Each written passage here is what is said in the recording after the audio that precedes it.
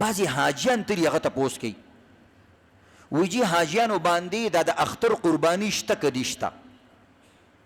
دا یاد لرئ حاجي عزتمندو یو قرباني چې کوم حج کې کوي هغه د اختر قرباني نه ده دا یاد لرئ قران او تمتع حج والا چې کوم عمره مو کی او حج مو کی نو دا هلته یو قرباني کوي د الله رضا دپاره هغې ته دم شکر وایي دا قرباني د اختر نه ده اوس پاتې دا شوه چې بی د اختر قرباني به کوي که نه اکثر حاجیان خو همدغه قرباني ته ځکه چې هغه چونکې د اختر په ورځ وي هلته هم د اختر په ورځ وي ځکه حج د اختر په ورځ کېږي نو دا سوچ کوي چې ما خو د اختر قرباني وکړه حالانکې هغه د اختر قرباني نه ده په نقطه باندې پوه شئ په خبره باندې اوس پاتې شوه چې جي په ده باندې دا د بله قرباني اوس شته که نشته نو مونږ یو که دا مسافر نه یعنی مطلب هلته د 15 ورځو نه زیاتې تېروي په مکه کې اخري ورځې چې حج له راځي مدینې نه واپس رالی او هلته 15 یا زیاتې ورځې شته نو دا شو مقیم دا داسې شو لکه د سعودي خپل سړی او دویم دا د ده سره پیسې وي پیسې دوه قسمه دي هلته ورسره وي بعض عالمان وایي چې اکاونټ کې ورسره دي که کور کې هم دي نو بس اوس ټک ټک هر څه کولی شي که نه نو دا مالداره دی او دا مقیم هم دی لہذا دا به دویمه قرباني هم د حج کوي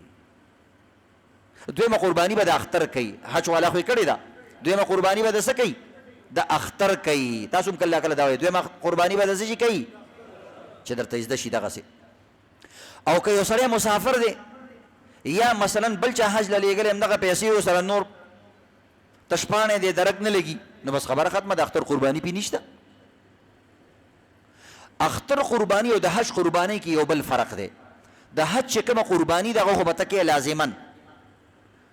او هغه عزتمندو به مینا کې عربو کې او دا د اختر والا قرباني که ته حج لم تلی که مینا کې ورسره دا دویمه ملته کې چې ما ته ثواب زیات میلو شي ځکه اصل قرباني ځای هغه دی او که نه ته وایې چې مثلا زه په پېښور کې افغانستان کې د کومې علاقې چې زه د بنګال یم فلانې هغه ځای کې کوم نو دا هلته هم کولی شي ځکه دا خو د اختر قرباني ده بس کور ته ټلیفون وکړه هلکه ګورې حج له تلی یم څه مړ شوی نه یم چې زما حصه پکې وکوي زمونږ کوم سړی چې حج له لاړ شي بس وایي بس خدای دې په خیر راولي نو دعا ورته کوئ مطلب دا په مړو کې شمار کی نو د دې وجې نه عزتمندو ټلیفون کول پکار دی چې هغه اختر قرباني سنډا مغستی دی نو یو پکې چې کم دی دی اجي سنډامیر په نوم باندې یو حصه حلال کوي موږ پکې مه ایروئ صحیح شو مړو کې ما چوي مړو دپاره هم قرباني کېږي نو ځکه مړو کې مې ما چوي خو ظالمانو یو حصه خو رالو کوي که نه صحیح ده نو دا دویمه قرباني دلته هم کولی شي بل ځای کې هم کولی شي بل ځای کې هم کولی شي